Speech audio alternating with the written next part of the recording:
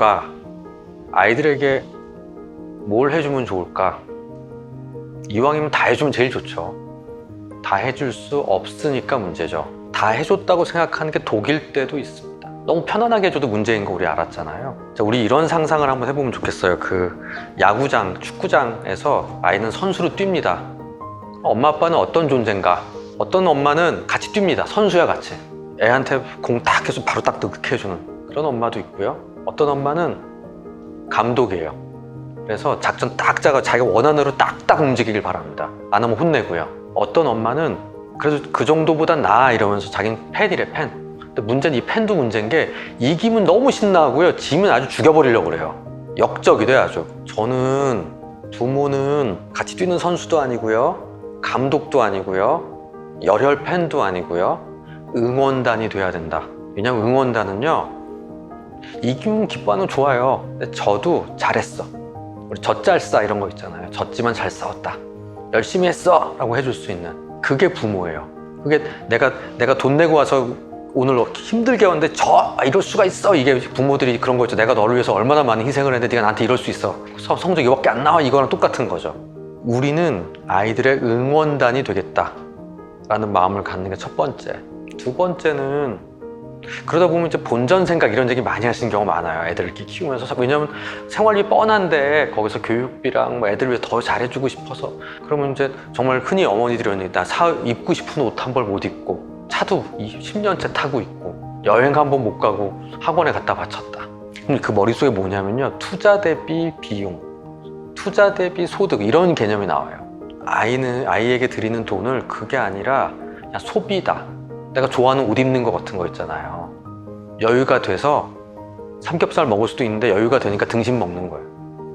써버린 거예요 그냥. 근데 그걸 투자했다고는 자꾸 생각해요. 근데 그렇게 생각하면 정말 답이 안 나와. 이게 드리는 돈에 비해서. 그러지 말고 내가 좋아서 애를 위해서 옷 사주듯이 그냥 쓴 거예요. 내 인생 내가 좋아서 내 아이를 위해서가 아니라 내가 좋아서 내가 한 소비 행위다. 그럼 본전 생각이 들랍니다. 일단 그런 생각을 하면서 그럼에도 불구하고 뭘 좀 더 잘해줘야 돼 하는 불안이 올라와요. 특히 저는 이제 불안장애나 불안하고 우울하고 예민해져서 저한테 엄마가 이제 환자로 오는 분들 많이 만나는데 지금 코로나 상황이지만 못하지만 과거에 제가 첫 번째로 끄는 건 초등학교 저학년 엄마들 모임 가지 마세요부터였어요. 갔다 오면 불안해. 그거 아직 몰라? 뭐 이런 얘기 들으면 아직 안 시켰어? 뭐 이런 얘기 듣고 나면 엄청 불안해져요. 근데 그래서 그 불안 때문에 막 학원 찾아가서 뭘 시키잖아요. 그러면 시간 꽉 채워서 애를 돌리고 있으면 내 불안이 없어져요. 왜냐면 나는 뭔가 열심히 하고 있는 거 같거든요. 자, 그럼 해결하는 건 뭐냐? 불안이 비라고 칩시다. 그럼 불안이라는 비가 막 내리는 걸 엄마가 우산에서 엄마가 맞아주면 돼요. 그럼 애는 안 젖어요. 근데 그 비를 애가 다 맞게 하면 엄마는 편해요. 애가 다 맞는 거지 그걸. 근데 엄마는 난 열심히 했어 라는 위안을 하는 거고요. 그러니까 부모는 그 불안들을 대신 맞아주자. 내가 안고 가자. 대신 애한테는 내리지 않자 라는 생각 꼭 하자. 자, 세 번째, 부모의 모습은 무엇이냐? 발판이다. 이 발달 심리에서요, 스캐폴딩, 발판이라는 개념이 있습니다. 뭐냐면 애기들이 뭐 걸을 때 살짝 옆에서 도와주는 거 있죠. 뭔가 하나 잘 못 걸을 때 옆에서 살짝 잡아주고요. 뭘 만들어줄 때 살짝 만져주는 그 정도를 아이가 다음 단계로 가기 전에 숟가락질 안 될 때 살짝 도와주는 거, 그걸 발판. 왜냐면 그래야지 애가 힘들어하는 다음 단계로 넘어갈 수 있으니까. 저는 그게 아주 아기 때가 아니라 자라나는 과정에도 부모가 해줘야 되는 일이라고 생각해요. 많은 아이들이 되게 높게 느껴져요. 우리가 볼 때는 힘들어 보이지 않는 어떤 과제들이 있어요. 조금 초급에서 중급 넘어가는 단계들 일 수도 있고요. 친구 관계에서 먼저 다가가는 것일 수도 있고요. 나 시험 문제가 잘 안 나왔는데 성적이 잘못 나왔는데 선생님한테 한번 찾아가서 물어보고 싶은 것도 있고요. 처음 안 해봤는데 해보려고 하니까 엄두가 안 나는 게 있는데 그때 다 해주면 안 되는 거고 발판 정도가 되죠. 그래서 그 다음 단계로 넘어가는 도움을 주는 게 부모가 해주는 역할이고 그래야지 애가 잘 자란다.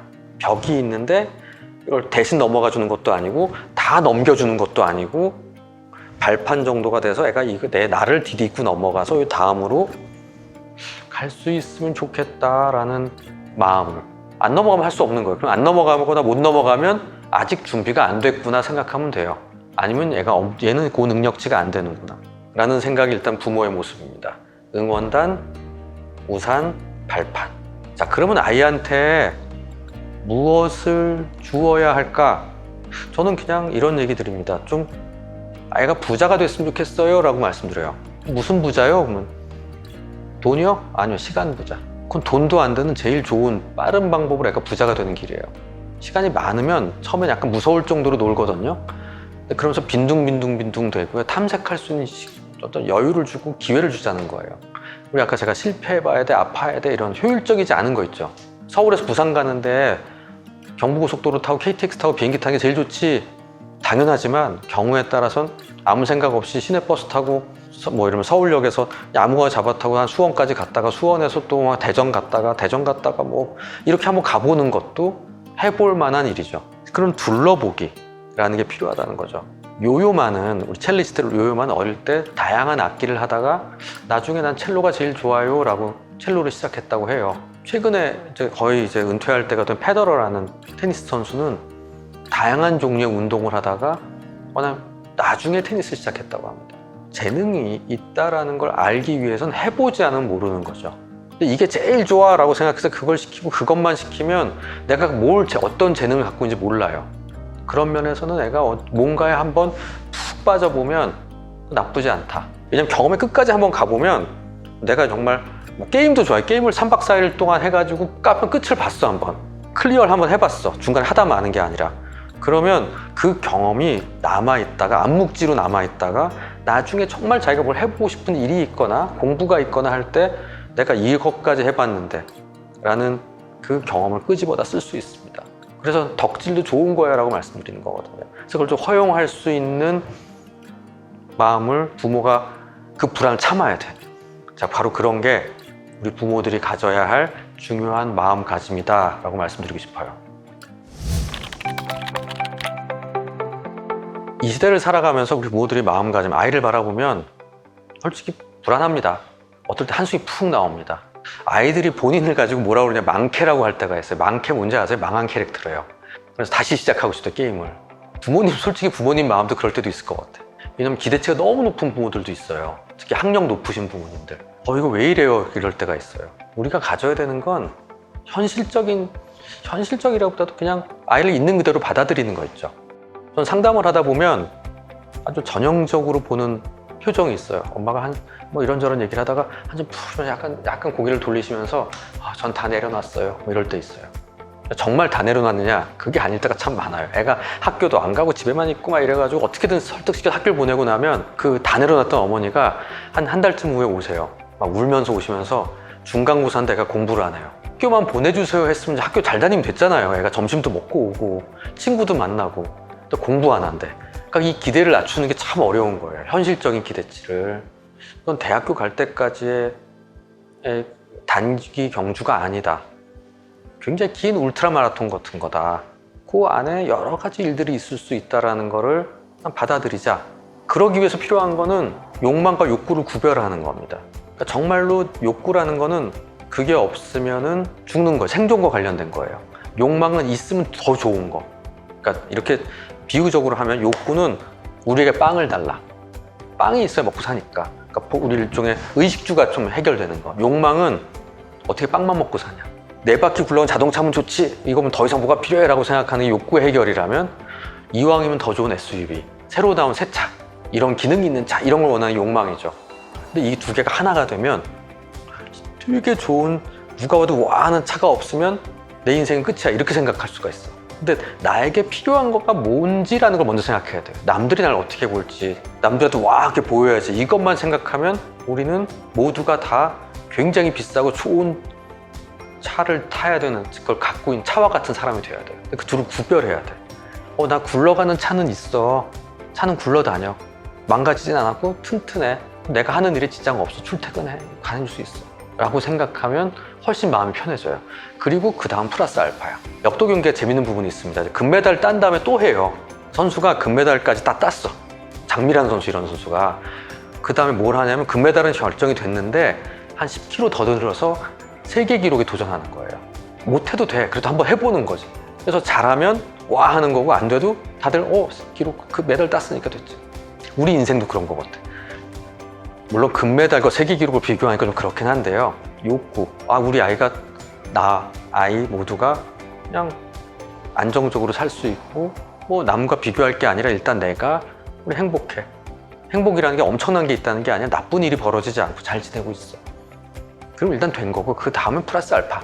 앞으로 근데 그건 언제 일어날지 몰라. 기대해보고 이런저런 걸 해보자 라는 마음을 가지면 한결 편안해집니다. 더욱이 너무 완벽한 걸 바라게 되면 대단한 성취를 바라면 그만한 촘촘한 계획을 세워야 돼요.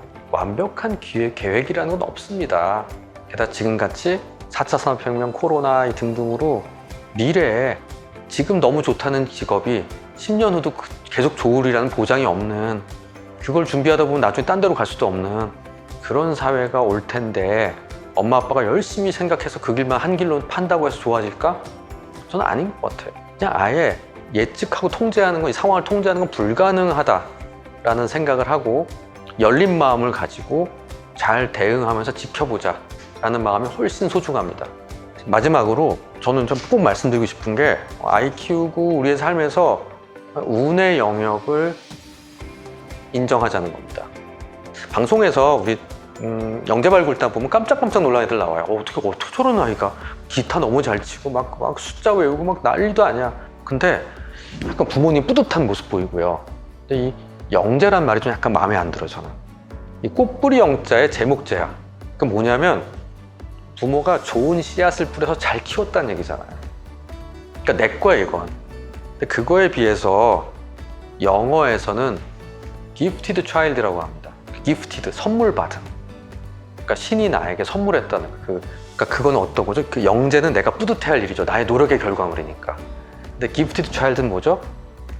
어떻게 옆집 갈 수 있는 애가 나한테 왔어. 너무 고맙고 감사한 일이야. 난 참 운도 좋아.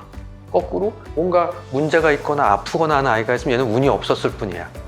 유전자가 문제가 있어. 이게 아니라. 그래야지 우리 삶이 숨통이 트여요. 감사의 마음과 여유의 마음이 생겨요. 통제하지 않는 것에 대한 것을 온전히 받아들이고 계획이 아닌 운의 영역이 있음을 받아들여야지 우리 행복이 다가옵니다. 행복이란 말을 해피라고 하잖아요. 근데 그것과 비슷한 단어가 있어요. 영어 단어 happen이라는 단어 있죠. happening 할 때. happening 무슨 뜻이죠? 우연히 일어난 일이죠. happening과 happiness의 happy는 같은 HAPP를 씁니다. 즉 행복이라는 건 내가 계획해서 통제해서 일어나는 게 아니라 사실은 우연하게 얻는 굉장히 좋은 일들이에요. 그렇듯이 우리 삶에서는요, 한 10에서 20% 정도의 운의 영역을 있음을 인식할 때 조금 더 숨통이 트이고요, 살아가는데 훨씬 나아지는 면들이 보이고 좀 견딜만해집니다. 오늘 여러분들과 포스트 코로나 아이들 마음부터 챙깁니다라는 책에 있는 내용들을 이야기했는데요.